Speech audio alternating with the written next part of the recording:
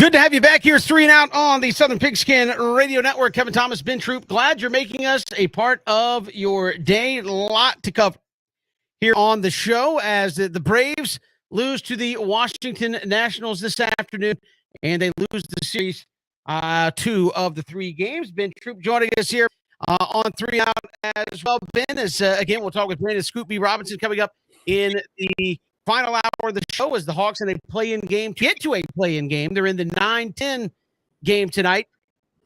And if they win, they get into another single elimination to the Cavs. But Braves today just didn't have it at the plate. Just one run. They scored 2 earlier this week in their other loss to the Nationals. So it seems to be the old simple adage. If you can't score, you can't win. And, well, that's what happened to the Braves in 2 of those 3 games. Kevin, it kind of goes back to something that our home team, Brandon Lee said. They can't get, pitching aside, can't really allow the runs. And that's going to be hard to win in the May when you think about the fact that this lineup is about as good as you can get, but they haven't been able to really get the bats going. I think when you think about, I do agree with something Smith said. Look, you're going to get quality starts. Max Fried didn't have his, it wasn't his best outing, but I think it is early. It is early in the season. You are still trying to find your niche. But Kevin, I always defer to you. It is early. It's only 6 games in. Braves aren't really looking like themselves. Nothing to don't really got to hit the panic button right now. But how long does it usually take not necessarily the lineup, but maybe the starting pitching to kind of find their rhythm during the season? Well, I think actually, to me, the starting pitching has not been all that terrible. Max Fried gave you 5 innings, 3 runs today. You've had a couple of poor outings, but by and large, Bryce Elder balled out last night. To me, it's the offense has just taken a little bit of time to get going. And I again, who knows? I know the excuse that's thrown out there as well. It's shortened spring training, but I kind of look at that and say, if anything might be ahead, you would think maybe it is the hitters as the pitchers try to find that feel, that touch on all their pitches. But this Braves team, I was kind of making a joke of it, but it was true. The bottom of the order today, you had, Dansby Swanson, who was hitting like 170. You had Alec Dickerson, who had put a lot of hard hit balls in play. I think that was a stat I saw. He had 7 hit balls of over 100 miles an hour exit velocity, but he doesn't have it hit. So he's batting 0. That was your DH today. Manny Pena, I don't think has a hit. So he's batting 0. So your 7, 8, and 9 hitters collectively are probably batting about 070. That's just not going to get it done. You need Ronald Acuna Jr. back, but other people in this lineup have got to carry their weight a little bit. And again, you've got a few guys who are really going well, and obviously Matt Olson, Austin Riley, and Marcell Ozuna. But baseball is such a day in, day out game. Ben, this is those guys can't do it every single day. They can do it a lot of days, but they can't do it every day. And so you need some of those guys in the mid to bottom of the order to step it up, and right now they've been terrible. And you talk about Dansby Swanson. I was actually surprised he played today, and maybe you just didn't give him a day off in the middle of this, because it's not so much that his batting average is poor, it's that he's striking out a lot. I think he leads the majors in strikeouts right now, and I know people say, well, what difference does that make? I will make all the excuses for Dansby Swanson I have, but there was a time when he was not rolling well that I would at least be able to say, look, he's hitting hard. He's hitting the ball hard. It's just right at people. And usually that's a good sign that you're seeing the ball and it's going to start dropping in. When you're striking out, you're not seeing it. When you're leading the majors by 2 or 3 strikeouts a week and a half into this thing, I think defensively you look good, but you just can't have that many guys not hitting in a lineup, and it just brings you down. I think that shows in the Braves. Last night, everybody got theirs. They scored 16 runs. The other 2 games, they scored a total of 3. You can't win like that. You just can't win consistently like that. And now you leave this afternoon, you go to San Diego for 4. Certainly what's, I would imagine, going to be a pretty emotional series with the Dodgers, not only because of how you faced them the last couple of years in the postseason, but because Freddie Freeman's over there. So these are some interesting early series on the West Coast. And Ben, I don't think I'm saying anything too outlandish when I say you can't have the bottom of the order hit 050 against the Padres Dodgers and think you're going to win games. It's just not going to happen. Yeah, it's a battle of consistency right now. And I think, Kevin, when you start thinking about a guy like Dansby Swanson, when he, Man, you talk about a couple of years ago, you and BJ going back and forth. Like, look, you got to give this guy some time. I think that when you talk about a guy striking out, not only is he not seeing the ball, he's not comfortable at the plate. I mean, when you just trying to find a way to live up to it, I said this going into this season. One, to defend the World Series champs. Two, Dansby Swanson is a part of the greatest infield, at least for 1 year, in Braves history. And all that stuff kind of started weighing on him, Austin, Riley, and Ozzie. And obviously, you had Matt Olson to replace Freddie Freeh. I think when you think about this Braves team, they got to breathe a little bit, got to settle down, because great teams have great role players. You can look at any team, and they know they role players. Now, role players in baseball is interchangeable, because a starter can still be a role player. A bullpen guy can still be a role player. But this lineup, and I know, we can't do this every day. Kevin said Ronald Acuna is going to make that lineup electric, but it's already electric. But guys got to start seeing the ball, because, like you said, 16 runs in one game show you just how dangerous this lineup is. If they get this, but then it's a tale of 2 different days. Yeah, yesterday 16, today 1. And you start asking yourself, what is it? It could be between the ears. It could be the fact that, hey, man, we ain't never been to defend the World Series champs. I was gonna ask you about that, because a lot was made of that. Like, this has been a celebration week for the Braves. Like, it wasn't just like, hey, it's opening day and we're off and running. It has been opening day, we raise the banners. Then Saturday we get rings. Then Sunday we bring in some other folks. I think Alex Anthopoulos does a little something. Then on Monday, hey, all the fans get their celebratory bling, and it has been a celebration. And I've seen people write stories about it. Like, the Braves took winning a World Series and made it a week-long party. And they really kind of did. And how much of that kind of leads to distractions of it was a week-long celebration of what that team last year was able to do. But now you're 6 games in, or 7 games in, it's time to settle down and hit that grind. And I mean, maybe that sounds like a petty excuse. I don't know. But I know the Braves kind of drug out that opening week into a week long of, hey, look what we did in 2021, and banners and rings and fans getting rings and taking part in all kind of stuff. How much of that do you think kind of just takes away when you're starting to get out? And then, as you said, if I'm a guy like Alec Dickerson, all of a sudden I'm on a team I'm trying to stay on, and you're off to like an 0-12 start. I mean, that's something that's got to be in the back of your mind as well. It is, Kevin, because let's face it. I mean, it's been a long time, right? The 90s was a long time ago, and when you think about when the Braves won their World Series, and some of that is a celebration, and some of it, Kevin, has to do with, we live in this instant gratification type world now. Back in the past, you think Bobby Cox would have went for a week? Absolutely not. No. We're going to do it opening night. It's kind of like Bill Belichick. Every time the Patriots win the Super Bowl, he know they're going to host the Thursday night game of the next season at home. He said, all right, do the with everybody jumping around, with the festivities, with the fireworks, with the confetti. He's like, look, man, let's get to the season. Because I think we said it, Kevin, you are the defending World Series champs. That was last year. And I get it. You're gonna do the rings, and I do like making the fans get involved. I get it. But now you got to go out there and put up, because this NL East is not gonna be a cakewalk. I know you've done it the last 4 years in a row, so I do think that could be a built-in excuse. But Kevin, hopefully getting out of Atlanta, going to the West Coast should be something that they could definitely look forward to, just getting away from home, because like I know, Kevin. I mean, is there too much celebration? Yes. There is. And I think for the Braves, hey, man, it's over. You got your rings. Time to move on. We've got more to come here on this Wednesday. Hawks later tonight in a play-in game. We'll get to that later on the show as well. It's 3 and Out on the Southern Pigskin Radio Network.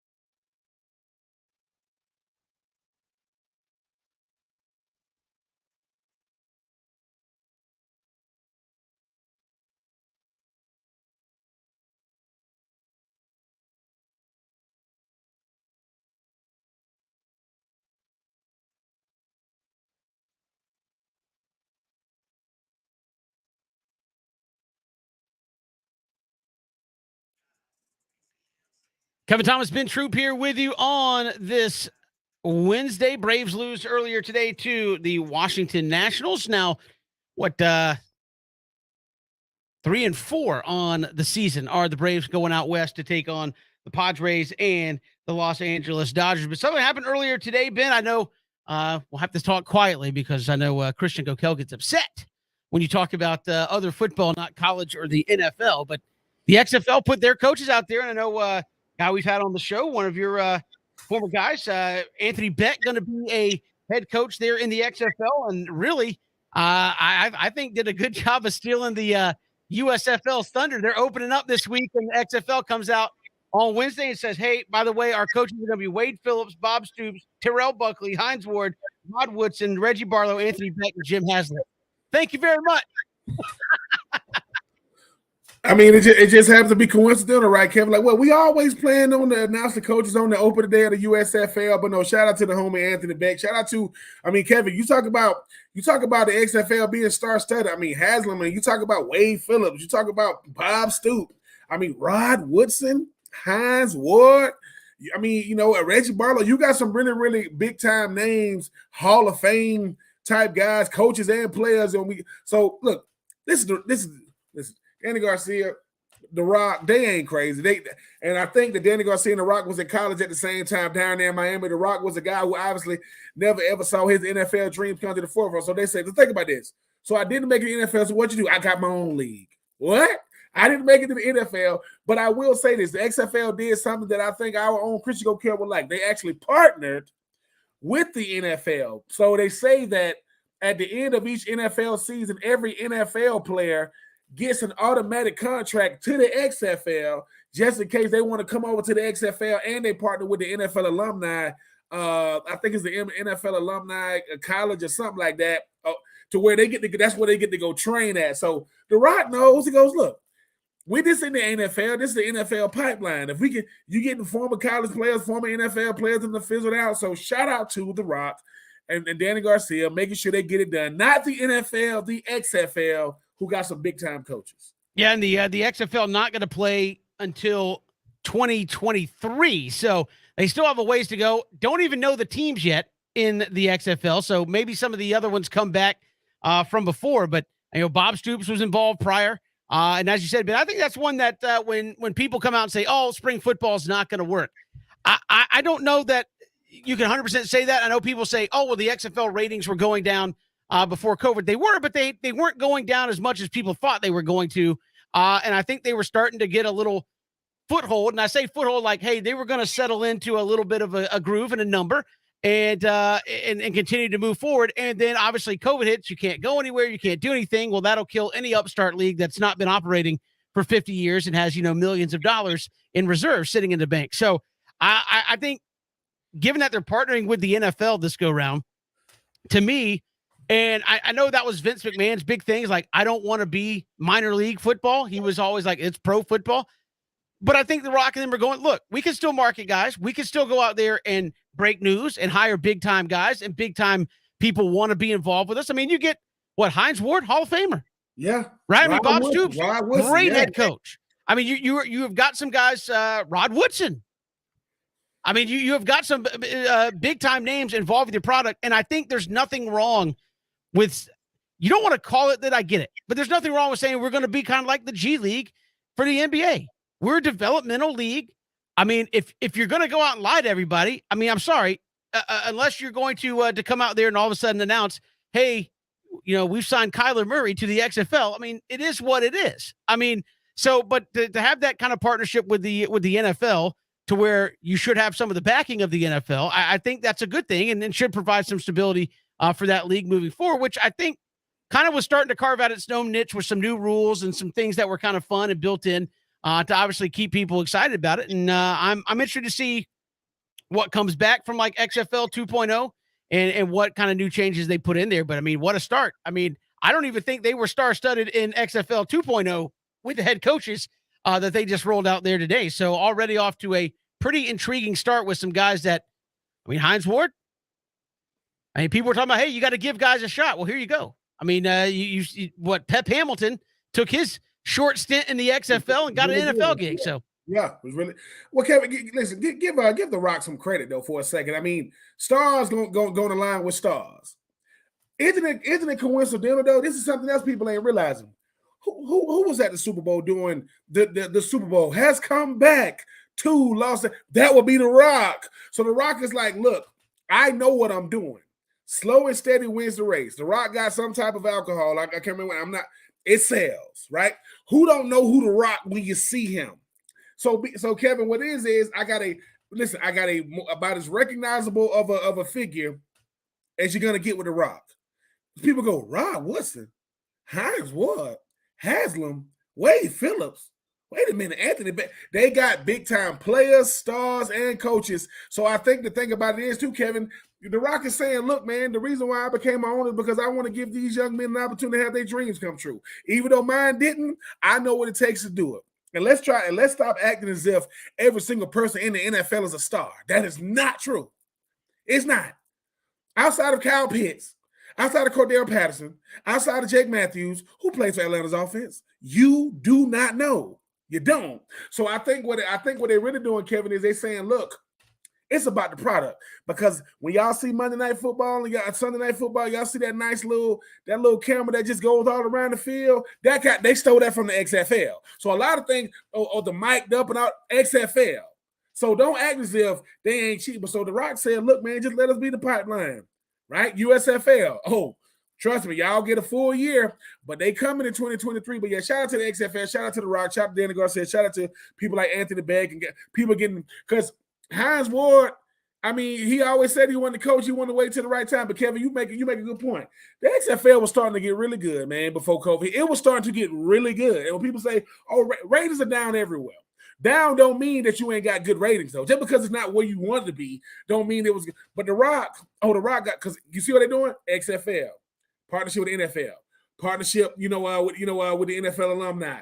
Oh, it's gonna keep coming. Oh, who else y'all partner? Oh, we're gonna be prime time this, prime time. If The Rock calling, you're gonna pick up. If somebody said The Rock is on the phone, hello, how you doing, Mr. Rock?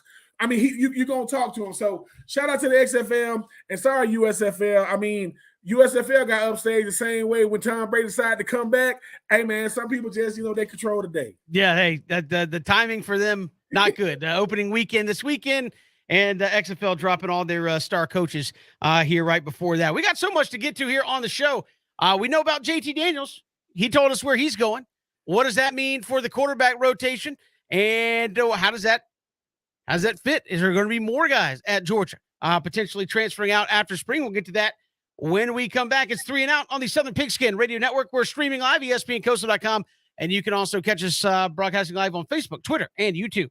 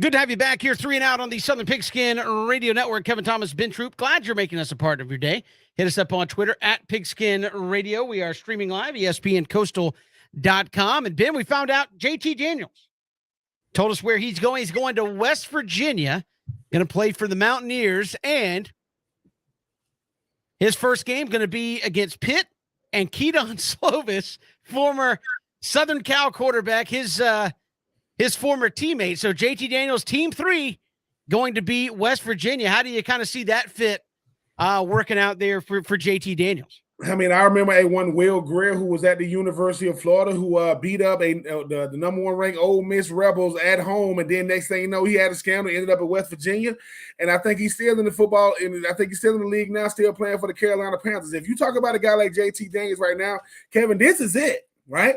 There will be no team number 4.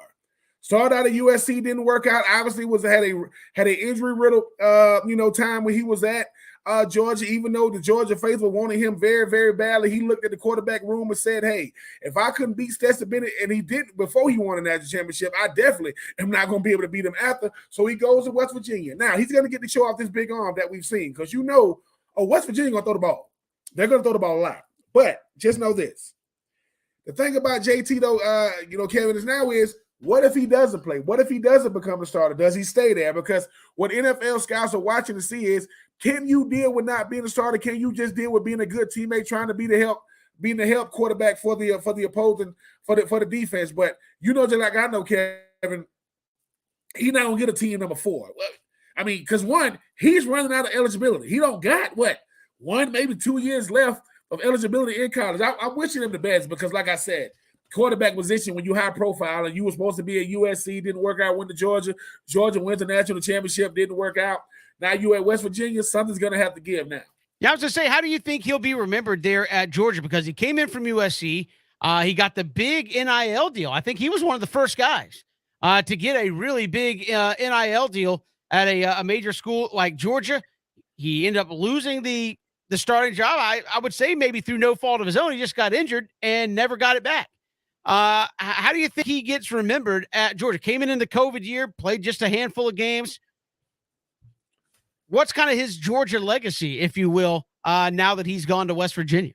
It's going to be like a lot of guys that have. It's going to be like a Jacob Eason, a guy that had the talent, just couldn't get on the field. I mean, injuries are a part of everybody's legacy, right? Right, wrong, indifferent. I think a guy like JT, Kevin. Look, Georgia, the Georgia faithful loved him. They like, oh, we could add JT. But what happens is the best ability in football is availability. He wasn't available a lot. I mean, he came into Georgia, injuries. Then he kind of what really did it for JT was his first debut against Mississippi State. I was like, oh my God, this young man gonna be like this. But then the injuries started happening. So I think his legacy is gonna be, look, I don't think it was a waste of talent. It just he couldn't get out the training room. It just didn't happen, and the show must go on. Like it is, Kevin. The show must go on, at no fault of his own. No one saw Stetson Bennett being as good as he became, and unfortunately, he got to move on to another school. The problem is, it's his third school. Will it be a bad legacy? No. The 20-year anniversary of the 2022 team? He'll be there.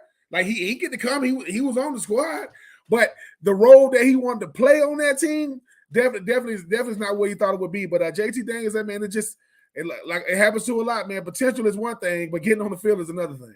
And again, I think when he was healthy, like you said, it had been enough time that Stetson was kind of in a groove, and they were not going to. I mean, you could tell Kirby Smart was not going to upset the apple cart on the offensive side. Like, look, I could put JT out there, but why would I do that? Not because he's not talented, but the guy that's in there is getting it done.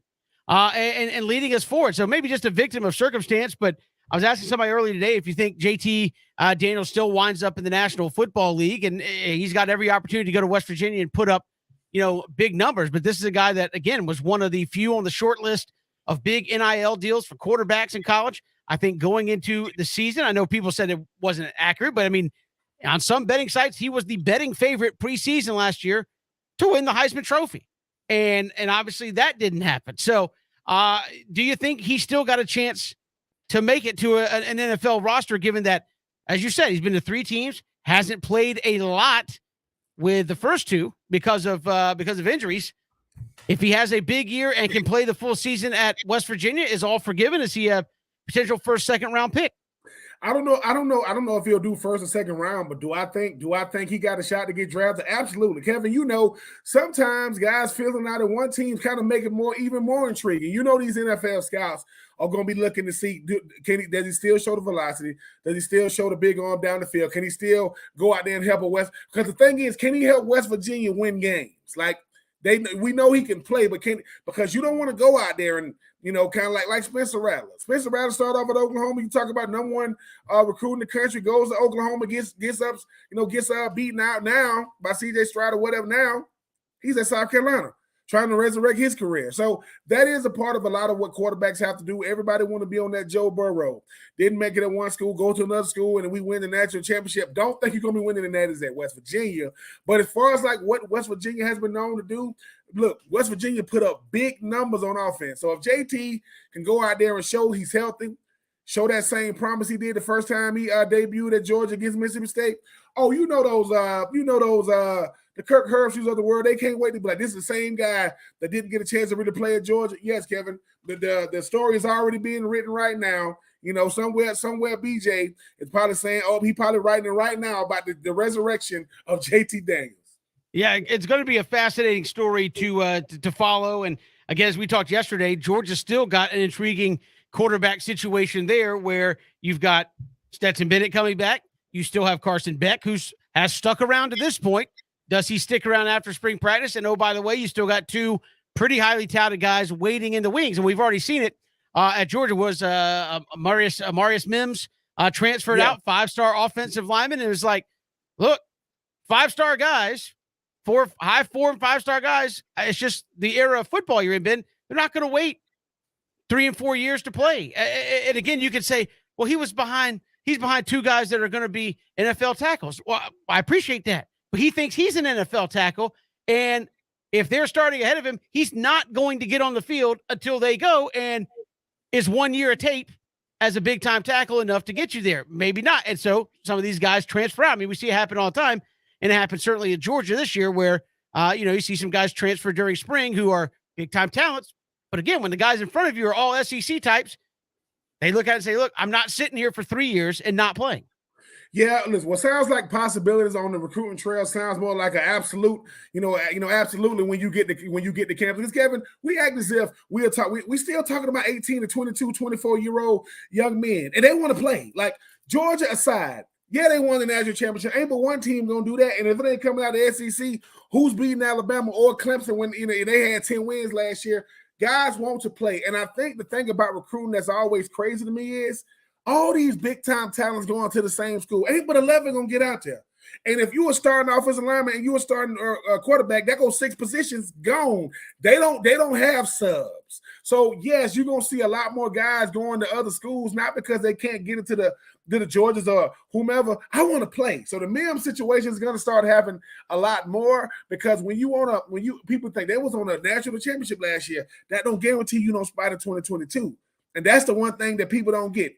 Every year in college, you have to prove your worth to go back out there. So you're like, what happened to old boy? Either you transfer because you're not playing or you transfer because they told you to transfer. And that's college football one-on-one. Going to be a fun watch there in Athens coming up this weekend at the spring game and see what happens, especially the depth chart, if they put it out there for all of us to consume post-spring, what that looks like and maybe what decisions are put out there for some guys to make post-spring. We got more to come here on 3 and Out. Brandon Scoop B. Robinson going to join us. NBA playoffs underway, or at least a play-in game. The Hawks and Hornets tonight. Winner of that goes to a play-in game again on Friday night. So we'll see if the Hawks can pull forward. We'll talk to Scoop B about that coming up in hour number 3. This is 3 and Out on the Southern Pigskin Radio Network.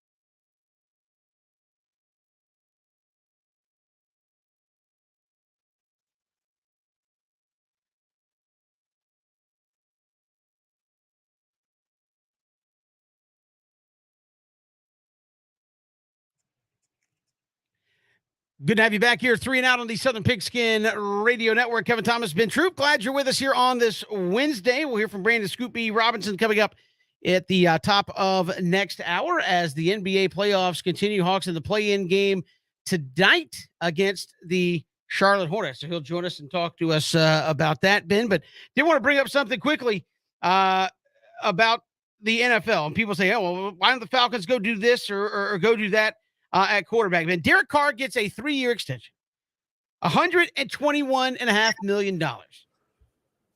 For what, 24.9 of that guaranteed. I mean, Derek Carr is a guy that has had some success. I don't think the Raiders obviously are a beacon of playoff consistency by any stretch of the imagination. But if you're the Falcons going, when can we get us a quarterback? Well, there you go. Derek Carr is about right down the middle as you can get in terms of he's good enough to get you into playoffs.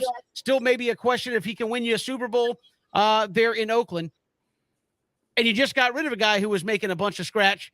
And now here the Raiders giving a 3-year extension to Derek Carr where he would make $30 to $40 million a season. That's the going rate. If you want a franchise guy to come in and be the 7, 8, 9, 10-year answer. And the Falcons right now, you want to go, why they have Marcus Mariota? That's why they have Marcus Mariota, because they don't have the money to throw that kind of cheddar around.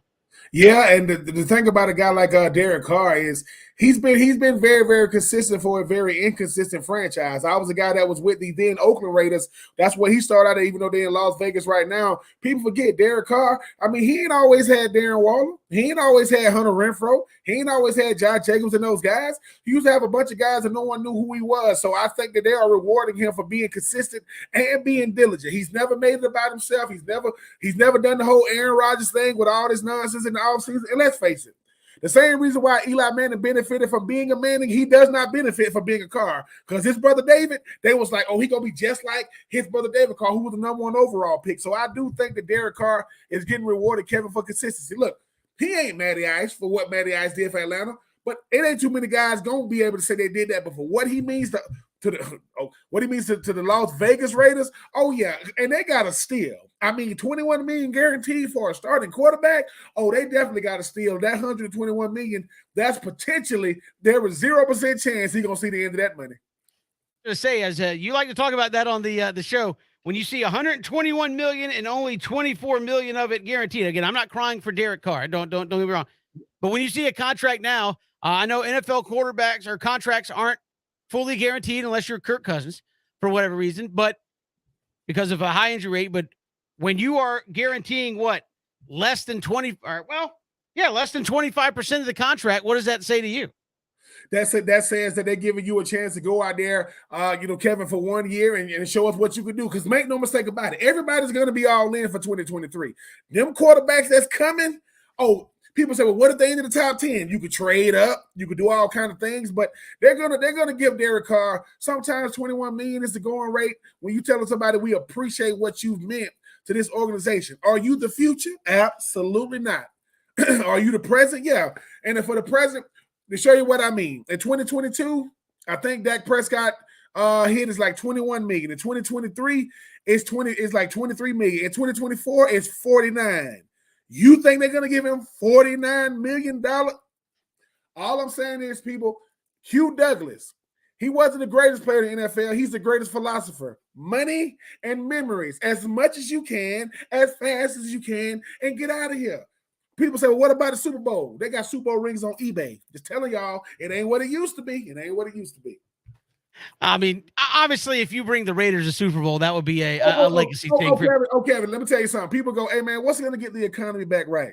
If the Dallas Cowboys or the Raiders win the Super Bowl, oh, man, everything coming back around because we ain't seen that. Oh, my God. I ain't never seen it. I seen it in the 90s, but I'm always partial to the Raiders, man. I mean, the great Al Davis, man, may he rest in peace. He was a rebel. He was a wild card. I mean, his son don't care nothing about what people say about him. If you've ever seen this man haircut, he don't care nothing about how you feel about him because that is awful. It does look like a haircut that maybe one of my sons could give. It's like, here, stick this cereal bowl on top of your head real quick. Yeah, he put a bowl on his head. He cut around the bowl, got out the chair, and walked away. Yeah. I ain't got time to be sitting here all day. Let's get it done.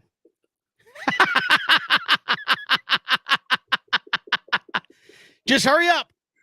I Flip mean, this hair. Let's go. he ate the cereal out the bowl, washed the bowl out, put the bowl on his head, they cut around it, and he walked out with the bowl on his head. And he's still a billionaire. Deal with it. Hey, if I was worth several $billion, I probably wouldn't care what my hair looked like either. Just being honest. Yeah, pretty much. Hey, your hair looks a little funky. Yeah, I got $2 billion. Oh, that's right. He's a billionaire. You're not allowed to really tell him what you think. Yeah, you think it, but you're not gonna say it out loud, especially if he's employing you. You know how much money I've saved on haircuts? I got $2 billion.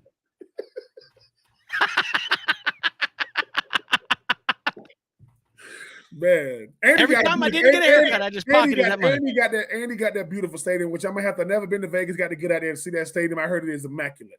Oh yeah, it looks absolutely fabulous. We've got so much to get to here on the show. Final hour. Brandon Scoopy Robinson been going to join us. Hawks in the play-in game tonight, and the NBA calls it that. So you don't even have to come at me about saying the Hawks aren't in the playoffs yet. But we've had home team Brandon Leak yesterday said, hey, they're in the play-in game to try to put together a postseason season. So, play-in game, are you into playoffs yet? Do you consider this the postseason? What do you look at this one-game scenario tonight? I mean, yes and no. Yes, because you get a shot to get in, but no, until you've done it, you haven't done it. Because guess what? The Clippers are not in because they got put out by the Minnesota Timberwolves. Come on, playoff P. That's ridiculous. And apparently they were partying like 1999 up in there. They were partying, Kevin, like the time that the Yankees was in the play-in game, and you was like, yo, y'all are the freaking Yankees, man. Hey, it's different times, man. Yeah, to be fair, they're the Timberwolves. They got to celebrate those victories. They said they've been to the playoffs twice in the last 18 years. They better pop bottles. I'm just saying, Ben, you go up to somebody right now, and say, Minnesota Timberwolves, go. First thing out of everybody's mouth is going to be Kevin Love or Kevin Garnett. And they haven't played for a decade or more. Kevin Garnett, what Stoudemire? Well, not Stoudemire.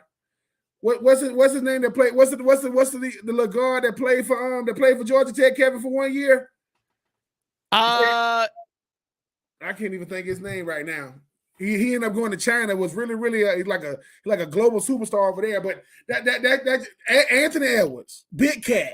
I mean, it ain't a lot to go. I mean, the fact that Patrick Beverly is doing post-game press conference talking about, hey man, that team over there knew I gave him blood, sweat, and tears. Patrick Beverly, get the hell off here. What is you talking about? You gave 7 points. I mean, you are there to antagonize people, and you're really, really good at it, by the way. You want to play in game, like at the end of the day. Come on. Kevin, if we're the press conference, and you got to play another one. Kevin Thomas, ESPN Coastal, you want to play in game, man. Come on, man. And you got to play another one. Like if the Hawks win tonight, they still have to play another play-in game to get in. We'll come back. Brandon Scoopy Robinson going to join us here on 3 and Out all across the Southern Pigskin Radio Network, streaming live, ESPNCoastal.com on your mobile device with the ESPN app.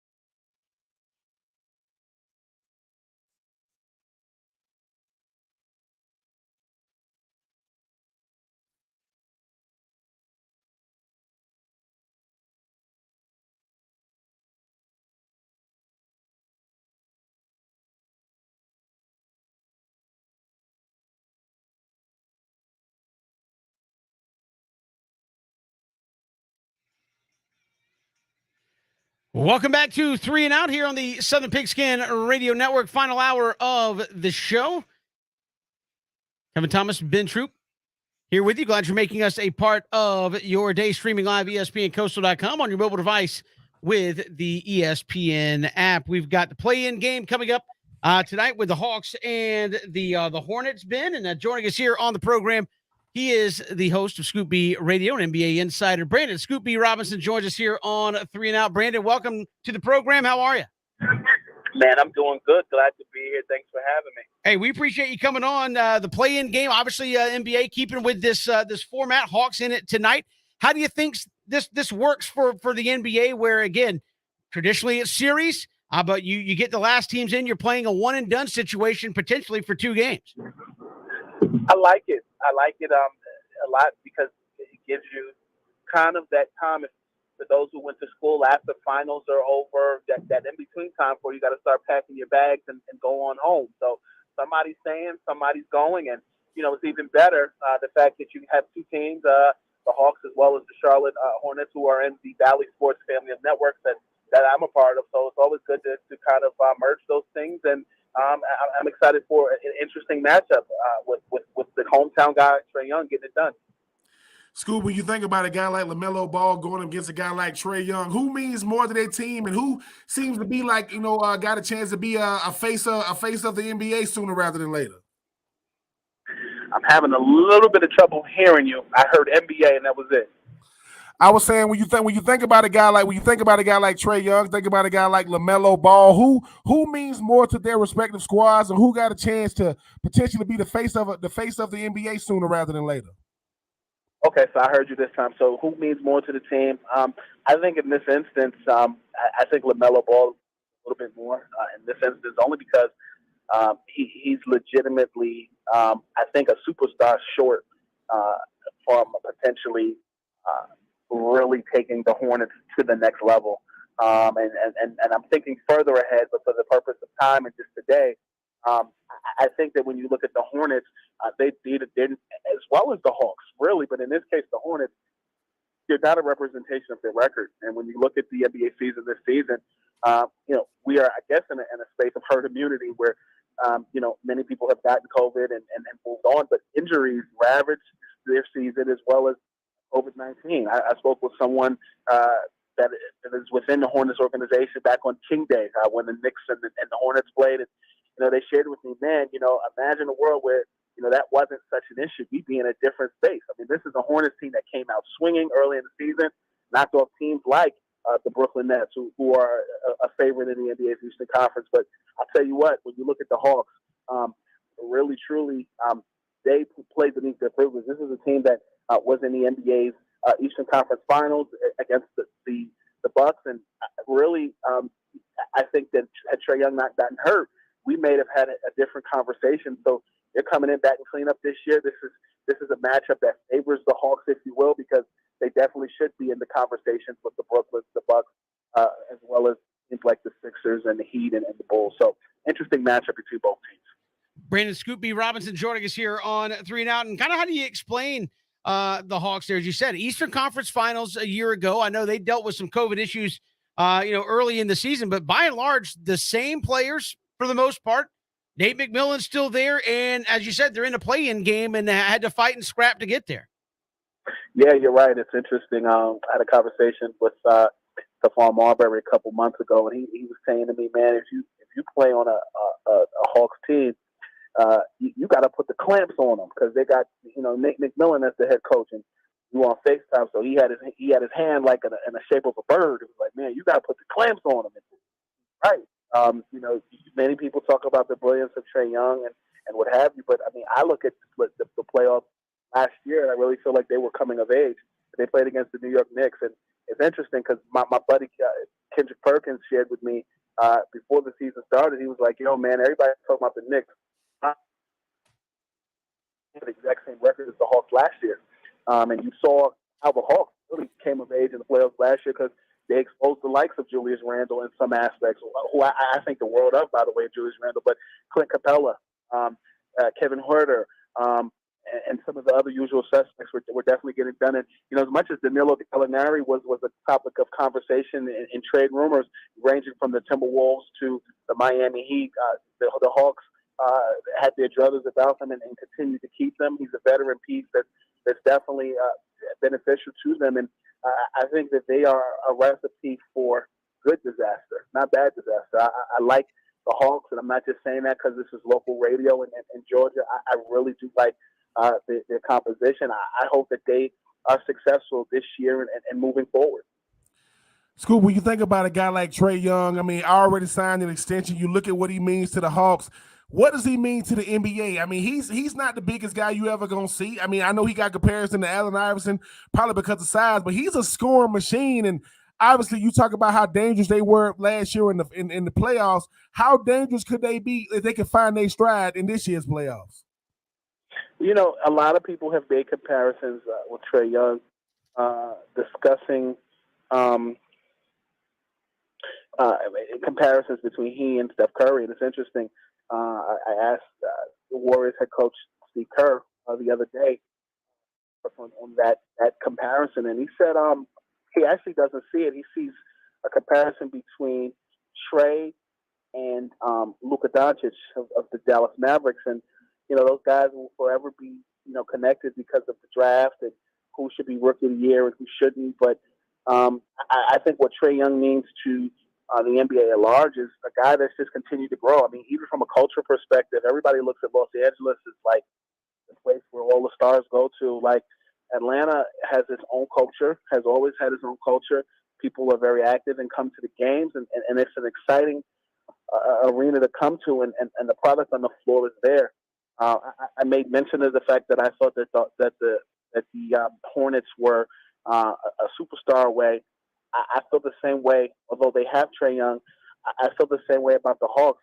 I feel like I'm disappointed that they had to trade Cam Reddish, but I really feel like they are a Tracy McGrady type of player away, which is what I thought Cam Reddish was, for being a competitive folklore for the next 5 to 10 years, as long as Trae Young still is there. And I like his style on the floor. I think he does a lot to help his team, and I think he just makes all the right plays. But they have to get it done after the All-Star break. They really kicked it into a high octane, and I think early in the season it just was disappointing that they are what they were, but they're digging themselves out of that, and I hope to see them progress in the playoffs, and we'll see what happens. Now, because of that experience they got last year, how dangerous do you think this Hawks team can be? And I know obviously it could be a different context if they're playing a best of 7, but a one-game scenario they got to get through. How dangerous could this Hawks team be given that experience they have under their belt of playing in the postseason? How dangerous? I know Busta Rhymes made a song called Dangerous. So dangerous, so dangerous. I like this is serious. It'll make you delirious, as Busta Rhymes would say. I think they are a dangerous team. I think that it's going to be interesting should they play the Brooklyn Nets in the next round. And I still do think that both and the Hornets match up well against the Brooklyn team, particularly at the point guard position. But when I look at Trae Young and I look at LaMelo Ball, they are the future as far as their big hands, their ability to lead teams, being so young and doing so. I think the Hawks can be dangerous. But I also think that when I look at the NBA's Eastern Conference, the Milwaukee Bucks, until further notice, are still the reigning NBA champs. They are still the NBA's Eastern Conference champ.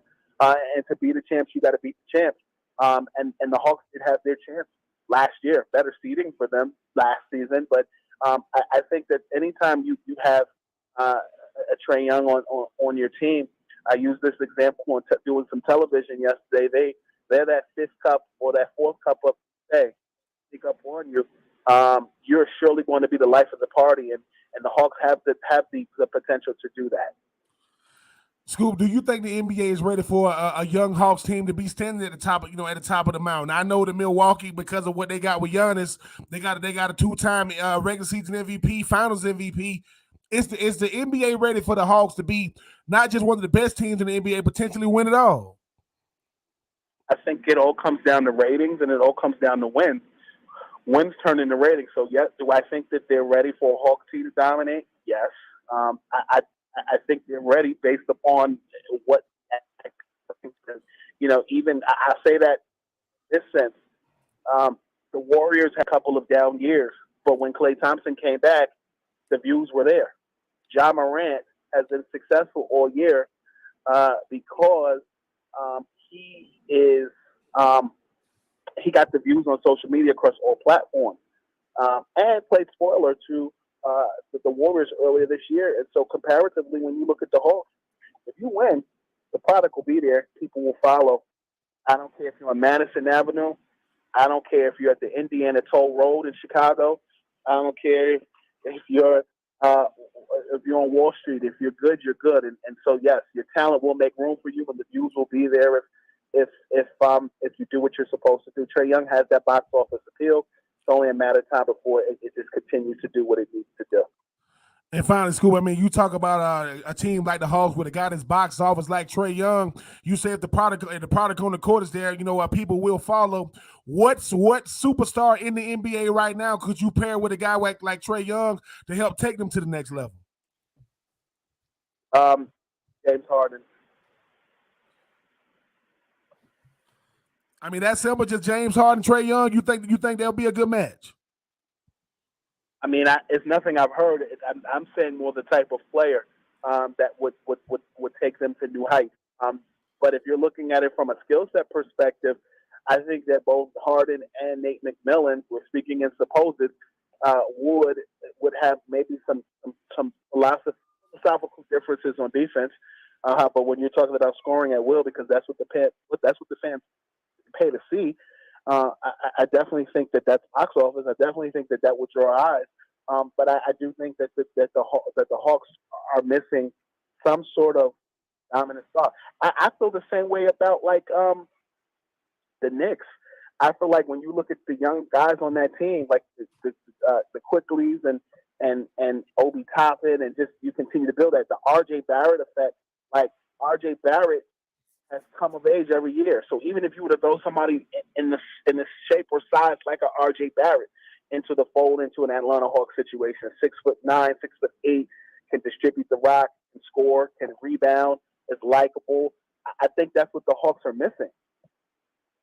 And again, they've got a one-game playoff tonight against the Hornets to try to get it done. Brandon Scoop B. Robinson, Scoop B Radio, Bally Sports, joining us here on 3 and Out. Scoop, thanks so much. Brother, thank you for the opportunity to be myself. I'll talk to you guys down the line. Will do. Brandon Scoop B. Robinson joining us here on 3 and Out, Ben. And again, it's one and done for the Hawks. Win or that's it. Hopefully they get it done. I mean, Kevin, look, I know there was a Carmelo sighting one time in Atlanta that only lasted for a second. If James Harden is getting off the plane, if he's getting off of Jackson Hartfield and he's a Hawk, do we have to fall in love with James Harden strictly because he's with them hometown Hawks? I guess you probably do. He would love the Southern cooking. I'm guessing. Well, yeah, but the thing is, there's a lot of rappers from Atlanta that he like to go party with, and that's what scared me. He like, hey, where he at? Oh, he in the studio doing what? Listening to Lil Baby and Future, and Thug. I'm like, look, man, he need to get his behind out there on the court and play a little defense, man. Come on, man. I don't know if that's going to happen for Atlanta. Again, that would be interesting. Okay, Kevin, it's our, because of what Scoop just said. Our Twitter feed is gonna be blowing up. We get James Harden. Hey, we'll take him. I don't know if we're gonna get him because that man costs a lot of money. He certainly does. Hey, we got more to come here. It's 3 and Out all across the Southern Pigskin Radio Network.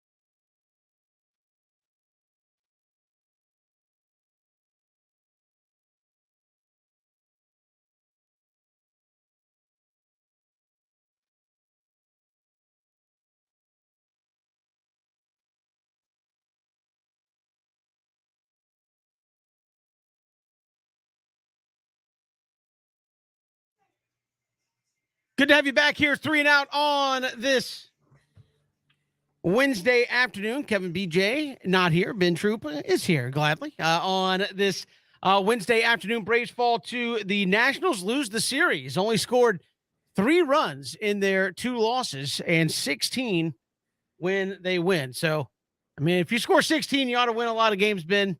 You score 1 run, it's going to be tough night in, night out. And you go to San Diego and LA for your next 7 games. The thing about this Braves team, Kevin, is they fighting for consistency, right?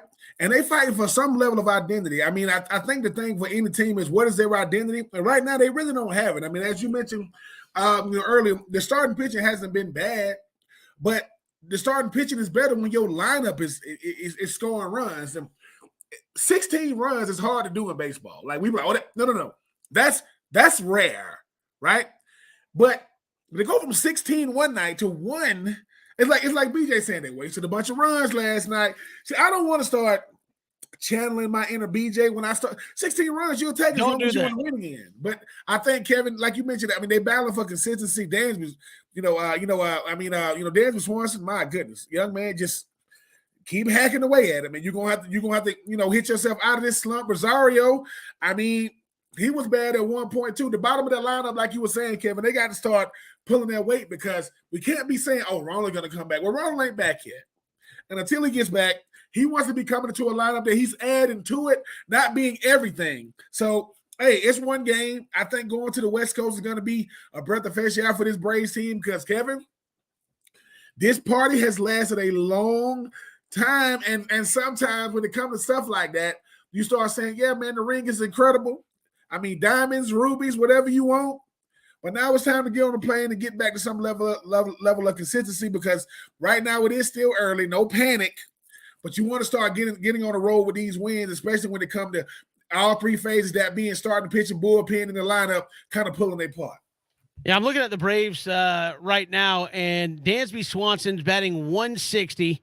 Eddie Rosario, who was out there in the lineup today, is batting 050. There's a couple of guys that haven't qualified to have their stats up there, but I believe Manny Pena is batting 0, and so is Alec Dickerson. So your DH is batting 0 today, and your catcher was batting 0. Have you ever heard that, Kevin? You've been around baseball. You've seen baseball a lot.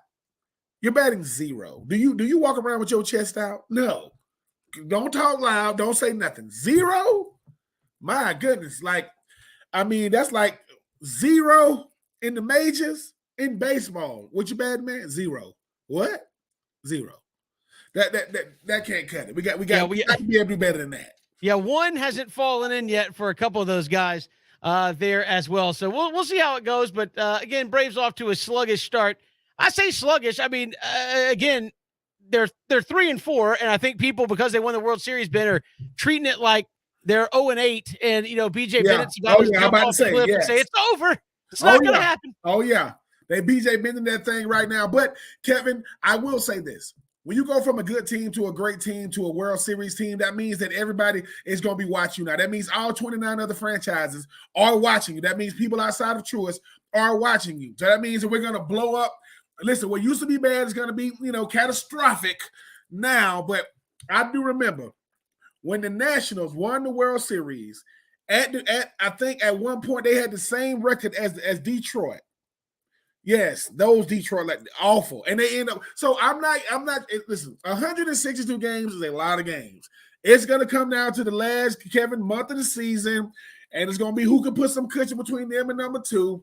But the Braves, hey, they're gonna find their stride. I ain't tripping, Kevin. If you come in saying they're the worst, then I'll start losing my mind a little bit. Yeah, why does everybody say that to me? They're like, oh, when he starts panicking, then it's because in a sense, right? In a sense, you know baseball. Like this is the thing about really knowing a sport. You know what you're really looking at. Like us, we casual onlookers, we don't know what we're looking at. If you say, yeah, he's a good pitcher, okay. If you say he's all right, okay. If you come in and say, I'm starting to get worried, I'm gonna be like, really? Yeah, and this ain't BJ and either. I'm getting worried because you're not worried about the team. You'll say Fried ain't looking like he's supposed to do, or the bottom of the lineup. So you're doing things like that, saying, look, man, we got guys batting 0. We got guys who their stats don't even qualify to be, I don't know, a stat yet. What? So it's 7 games. I ain't tripping, but Kevin, we're gonna need to start getting some wins here early because before BJ comes back, you already know his little pessimistic self. He can't wait to say they all count as a win. We get it. We get it. Yeah, I think some of this will start evening out as well. I mean, obviously, Eddie Rosario is not going to bat 50 for the entirety of the season. He'll start getting some hits, and usually they'll come in bunches as well. So we'll see what happens with the Braves moving forward. But an interesting early road trip. Padres expect to be a very good team, and of course, the Dodgers on this road trip should be a good early barometer for where some of these teams are, at least way out from any kind of postseason scenario. Didn't want to hit this. We hit it last hour, Ben. XFL, you and I, we love it. We love XFL. And USFL is supposed to start this week. Oh, XFL is going to steal some of the thunder. They announced the 8 coaches for the league been Wade Phillips. And they sent out the bios, and the first line on Wade Phillips' bio is 40 years of coaching. It's like, but you got him. You got Bob Stoops, Terrell Buckley. High draft pick, really great NFL career. Hines Ward, tremendous player, going to be head coach. Rod Woodson, Hall of Famer, going to be a head coach. Reggie Barlow, who won a Super Bowl during his time in the National Football League. Anthony Beck, who we've had on this program. Full disclosure, we tried to get him on the program today. I think he might be a little busy now. Things have changed a little bit. He did pick up the phone. He was like, I'm sorry, Anthony Beck can be on, but Anthony Beck, the head coach, he got to go through communications. We got to go through new channels today, but we'll try to get him on. And Jim Haslett, who has been a legendary, NFL coach, going to be a part of it as well. And again, this kind of reboot, I guess it's technically like 3.0 now, Ben. But you came out of the gate, and if you don't know what the star power of the players is going to be, you certainly got it on the sideline. I mean, I don't know what kind of a coach Hines Ward's going to be, but he's going to get his shot. And I know Hines Ward. I know what kind of player he was, so I'm interested. I don't know what kind of a head coach Rod Woodson's going to be, but I know he would knock your head off as a player, and he certainly knows how to play the game. So I'm interested in that. I know what kind of coach Bob Stoops is. I know what kind of coach Wade Phillips is. So, I mean, you got me right there from the head coaching standpoint. I mean, this is even a step up from what you had in the last iteration of the XFL in terms of guys and name recognition that are going to be taking over these franchises. That the first thing you got to win when it comes to anything new, you got to win the perception battle, and they've won that. I mean, Wade Phillips. I mean, Rod Woodson, Hines Ward. I mean, come on, man. You got 2 dudes Hines Ward, if he ain't a Hall of Famer, he's definitely in the Pittsburgh Hall of Fame, and he's definitely going to be a Hall of Famer, arguably the greatest slot receiver of all time. You talk about a guy like Bob Stoops. Nobody could get Bob Stoops to coach. Like, nobody could get him to do it when he left Oklahoma. So now he's back in the XFL. But that is the power, ladies and gentlemen, of The Rock and Danny Garcia, who obviously already got a partnership with the NFL. And they got it to where every NFL player at the end of the season automatically has a contract to the XFL. That's brilliant. I'm like, you could do that? Yeah, we can do it, and we're gonna do it.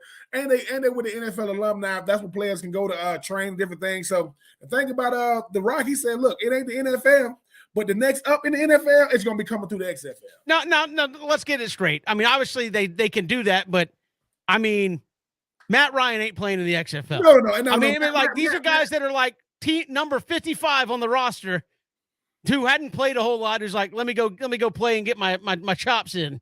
And the thing about this too, though, Kevin, when you think about this, most players have never been in a situation they are headliners. So if you're in the XFL, it ain't the NFL, and we get that part. But you get to be a headliner, and you're not playing football for free. You ain't setting up leagues on the weekend doing old man football. You're getting paid to play. So, and you're getting paid to play. And the only thing you got to compete with is the USFL. USFL, y'all better put a great product in 2022 because 2023, boy, them boys coming.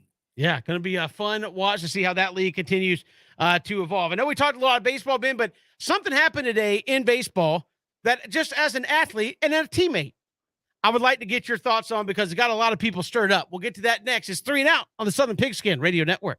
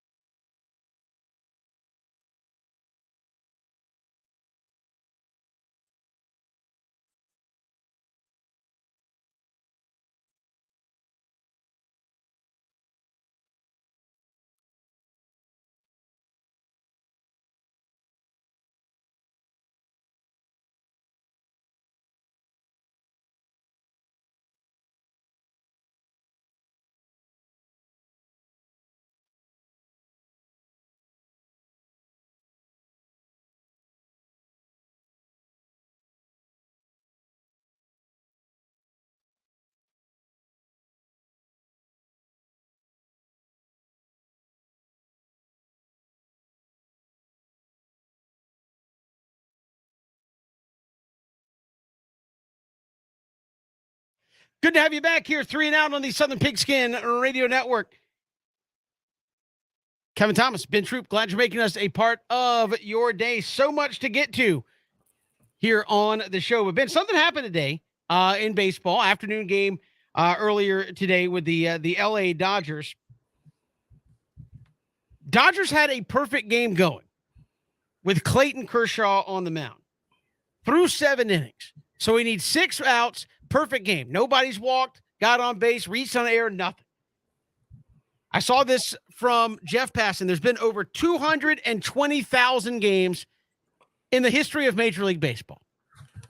There's been 23 perfect games. After the 7 perfect innings, the Dodgers take Clayton Kershaw out after 80 pitches. And a lot of people are saying it's a chance to do something that doesn't happen in the game. Why not leave him in? If he gives up a hit, take him out. And Clayton Kershaw was post-game quoted saying, oh, it was the right call. And this is a guy that has had some injury history. Your thoughts as a competitor? Obviously, you're winning the game, but a chance at history. Are you upset that they take you out if you have a chance? Like, again, I guess a case in point B, you need 40 yards to break a record that's happened 20 times in the history of the NFL, but you're up 38-0. And a team says, Ben, we're just going to let you sit on the sideline so you don't get hurt. Are you mad about that? Are you taking Clayton Kershaw's position and saying, it's fine? I mean, you're 6 outs away from something that's only happened 23 times in 100+ years. To the media, I'm going to say it's fine. Behind the scenes, I am heated. I'm heated, Kevin, because it's prestigious, right? Like, the thing about it is, right, we're not going to remember all the World Series winners. We're not going to remember all the Super Bowl championships.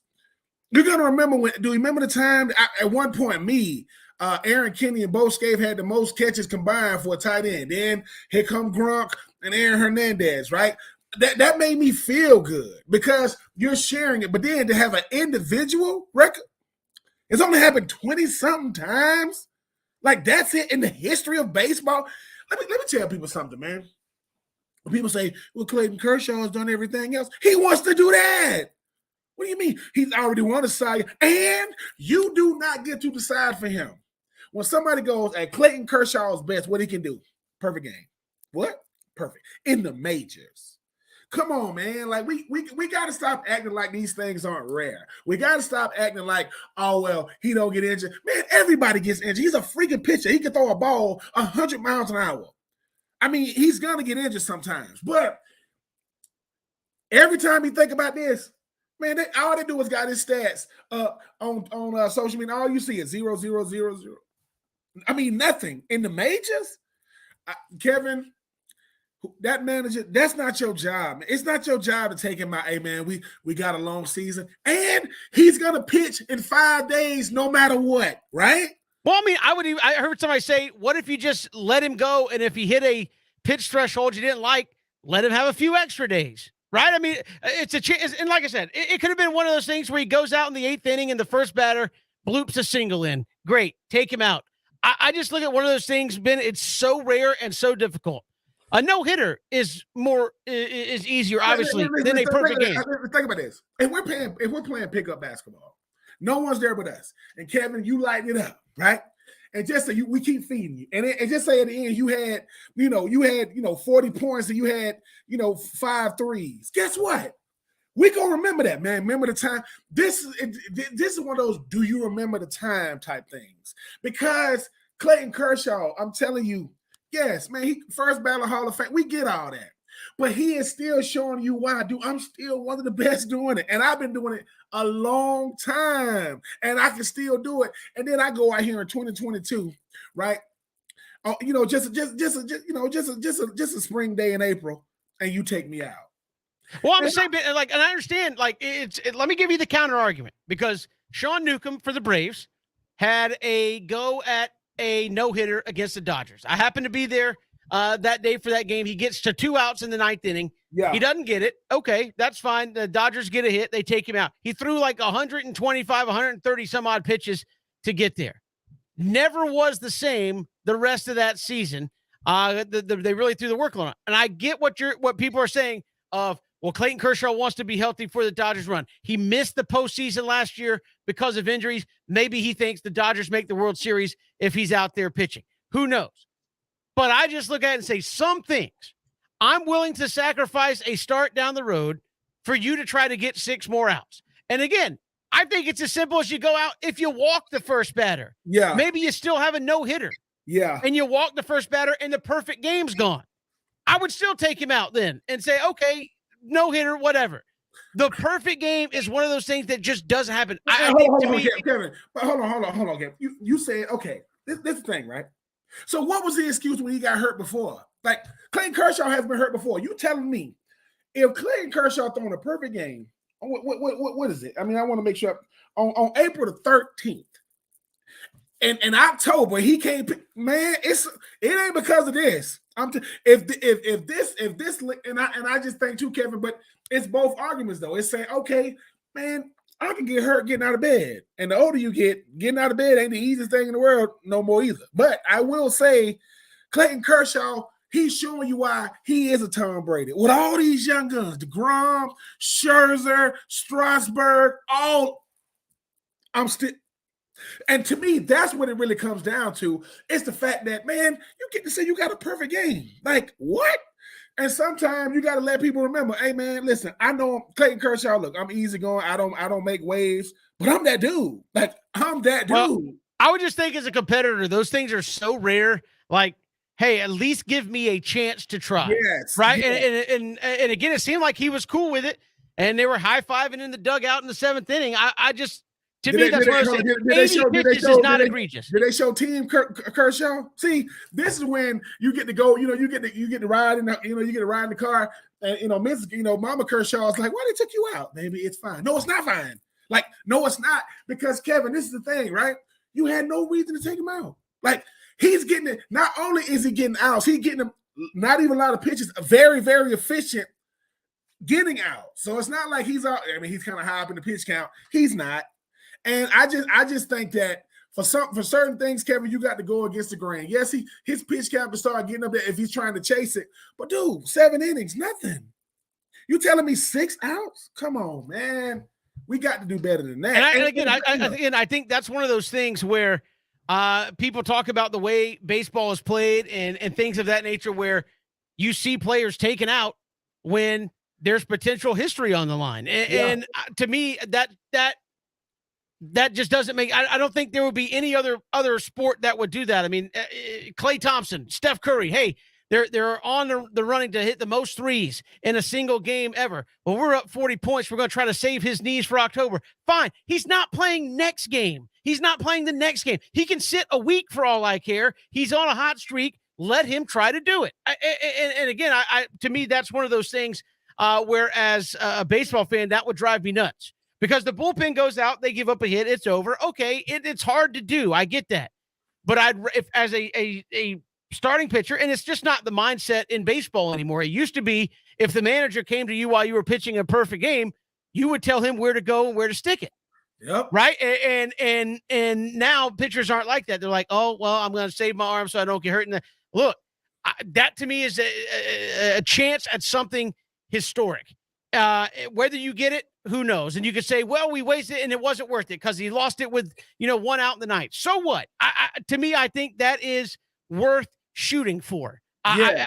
That's something. If I'm baseball, I'm upset. I mean, you see people getting upset when you have load management nights in the NBA. Yes, I want to see stars do amazing things, and you have one of the best guys who's been doing it for a long time with a chance to throw a perfect game. I'm sorry. I'll go out on record. Clayton Kershaw will probably never be in that situation again. Yeah, exactly. So that it's one of those things where you will never be into the 8th inning with a perfection going. It's so rare. Why not let him try it? And just the idea that you don't want to overuse him early. If that's a concern, let him try for it and skip a start. I don't understand that thinking, man. And again, it's just I understand you have a lot invested in these guys. Yeah, I understand you do. It's kind of the argument of, hey, we're going to rest Tom Brady because we're already in the playoffs. I understand it. I do. But at the same time, when you have a chance to do something that just doesn't happen in your sport, you got to go for it. look, I could say this. It might be the hardest thing to do in sports. Like, have you ever seen a guy, not miss a shot in basketball? It's rare. You ever seen a guy have a perfect quarterback QBR rating in football? It's rare. A perfect game in baseball? What? That many batters? And we talking about the great. These are the best players on the planet. I just think that Kevin too. People be forgetting. We want to win games, but you also want to make history. History is not made. It's so very, very rare to make history in a sport. And you say, hey, Clayton, man, what? Everybody says this when you wake up. Man, I feel good today. I really, really feel good today. Hey, man, Clayton got a no-hitter, man. Hey, he got a perfect game going through 7. Pull him. What? Like, to me, why pull him in the 7th then? Like if you're going to pull him in the 5th. Don't pull him in the 7th. He got 6. And Kevin, as you got me know, the hardest 3 outs to get are the last 3. I get it. But dude, think about that. Think about how confusing that is to the other guys out there with him. Wait. Clayton ain't coming out in the 8th now. Why? Because I want to be on, because that's another thing. I want that for my teammate. Yeah, man. Oh, man. Clayton. They talk about Clayton all the time anyway. If you play for the Bulls, talk about Michael Jordan every freaking day. I mean, if you play with Tom Brady, talk about him every day. But now I get to see why Clayton Kershaw is who he is. And the manager goes, man, we want to save him. Save him for what? His next start? Because that's all you saving him for right now. It's the Dodgers. They gonna make the playoffs. I get it, Kevin, but I also get Kevin. If you listen, Kevin, you're a coach. You got a little leaguer. He's throwing a perfect game. Are you gonna take him out? No, because to him, all that stuff you told him, he put it all together for one magical night, and he gonna always remember that. One thing I know about baseball players, they're gonna say, "Oh man, when I was a little leaguer, oh my God, I was." They remember that stuff. So, hey, Clayton, hey man, you more of a professional than me, sir. I get why you saying the right things, but that was nonsensical for them to take you out in the 7th. That's great. Yeah. I can't believe they did that earlier today as well. Hey, we got more to come here. It is 3 and Out all across the Southern Pigskin Radio Network.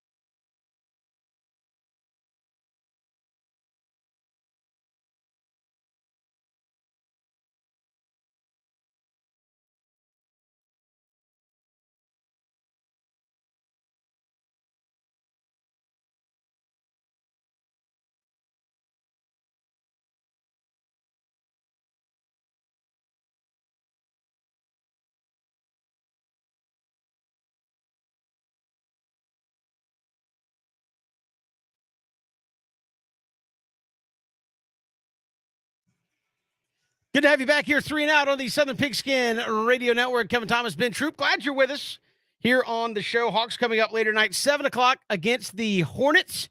One game to move on to one game.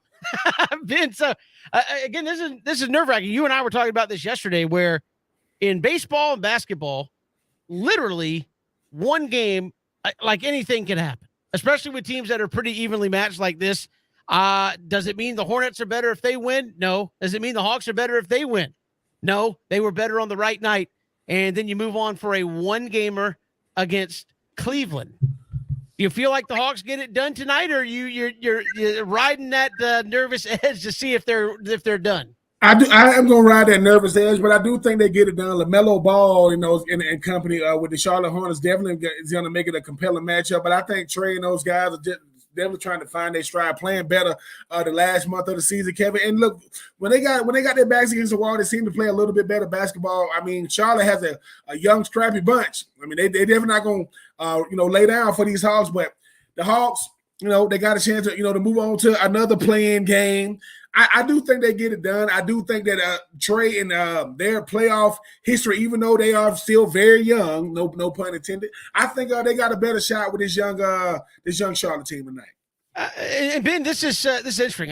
What would it say if the Hawks do lose tonight? This is a team that was in the Eastern Conference Finals. I've said this a bunch on the show leading up to this. Eastern Conference Finals a year ago, took Milwaukee down to the wire, and now this is a team playing in the 9-10 game a season later with the same basic players. Cam Reddish is gone, but it's the same core of the team. What does it say if they're out a year after going to the Eastern Conference Finals? They lack that mental fortitude, Kevin, to be able to do it. Back-to-back seasons. They caught fire last year, and they that flash in the pan is not something you want to be labeled as. But that probably what it was if they don't win tonight. Because the thing is, I mean, you in the Eastern Conference Finals. I mean, you had these guys on the brink. And obviously, though, you woke up asleep. Kind of 2 years ago, kind of same way it was with the Braves and the Dodgers. The Braves 6 hours away, and then you woke up a giant with the Dodgers. They going to beat you and win the World Series. Same thing last year with Milwaukee. But Kevin, just like I know, no one's gonna care. You're the better team. You're the more experienced team. You should go out there and win tonight. Again, I'm interested to see what they do if they can flip the switch that we talked about, because when they're on, they're very good and very fun to watch and a tough team to beat. But then they've also had those games where you're going, this is the same team that pushed Milwaukee to the brink. So I'm interested to see who shows up tonight in a one-game situation. I'm sure the ATL is going to be rocking tonight there for this ball game. We'll see if they can carry any momentum coming up here. We'll have it for you 7 o'clock. Hopefully they can, Kevin, because just like I know, with everything going on in the city of Atlanta this year, you got the Braves, even though the Dogs ain't the Braves, you got the Dogs winning the Super Bowl. The national championship. Come on, Trae Young. You say you want nothing more than to win a world championship. Well, you got to get by the pesky Charlotte Hornets starting tonight. To even begin to think about getting into the playoffs, and you still have to beat the Cavs in one to get there, and then you would get Chicago on the end of that. If it's all said and done. Appreciate Brandon Scoop B. Robinson joining us here on 3 and Out. If you missed any portion of the show today, you can go to our YouTube channel at ESPN Coastal on YouTube. We encourage you to subscribe there and get all of our content when it drops there on our YouTube page. We'll see you tomorrow, a Thursday edition of 3 and Out all across the Southern Pigskin Radio Network.